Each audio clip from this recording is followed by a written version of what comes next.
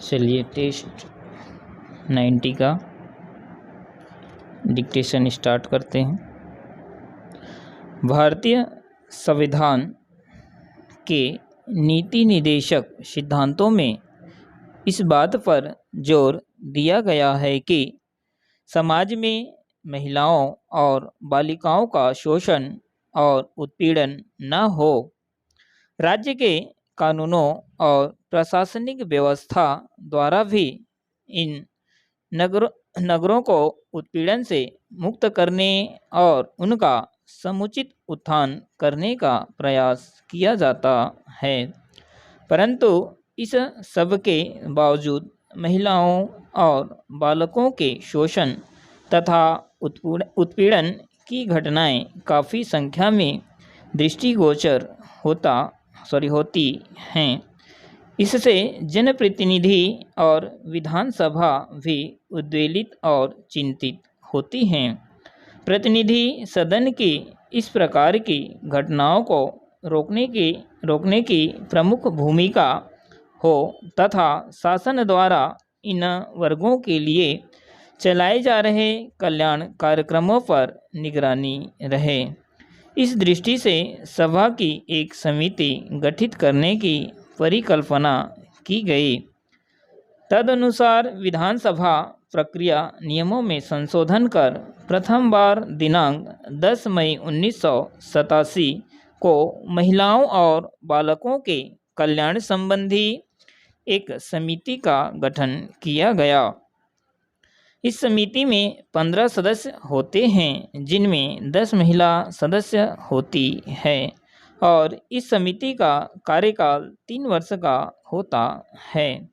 राज्य की महिलाओं एवं बालकों के शोषण, महिलाओं के उत्पीड़न एवं दहेज के कारण होने वाली महिलाओं की हत्या या आत्महत्या आदि विषयों की शिकायतों पर उचित कार्रवाई न होने की दशा में इस समिति को यदि कोई शिकायत प्राप्त होती है तो समिति उसका परीक्षण करके शासन से वस्तुस्थिति की जानकारी प्राप्त कर सकेगी। यदि आवश्यक हुआ तो समिति संबंधित व्यक्ति और अधिकारियों का साक्ष्य ले सकेगी और यथास्थिति प्रकरण के संबंध में अपना प्रतिवेदन सभा को प्रस्तुत करेगी। पैरा अनावेदक क्रमांक 1 के द्वारा स्वीकृत कथन के अतिरिक्त अन्य आवेदन कथनों से इनकार किया गया है।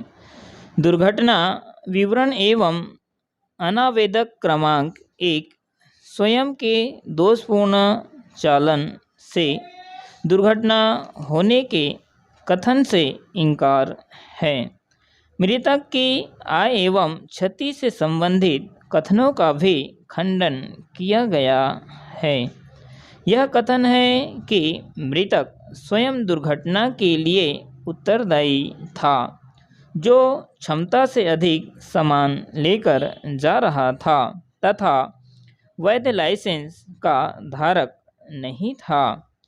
अनावेदक क्रमांक 1 के स्वामित्व का वाहन अनावेदक क्रमांक 2 द्वारा बीमित रहा है, अतः कोई उत्तरदायित्व क्षतिपूर्ति के संबंध में निर्धारित होने पर बीमा कंपनी के द्वारा उस उत्तरदायित्व का निर्वहन किया जाएगा।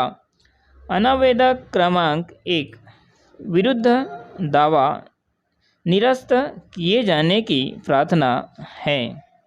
अनावेदक क्रमांक 2 की ओर से दावा की प्रभावशीलता पर आपत्ति की गई है।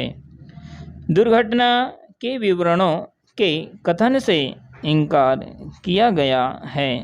मृतक के आय तथा क्षति के संबंध में आकलन का खंडन किया गया है।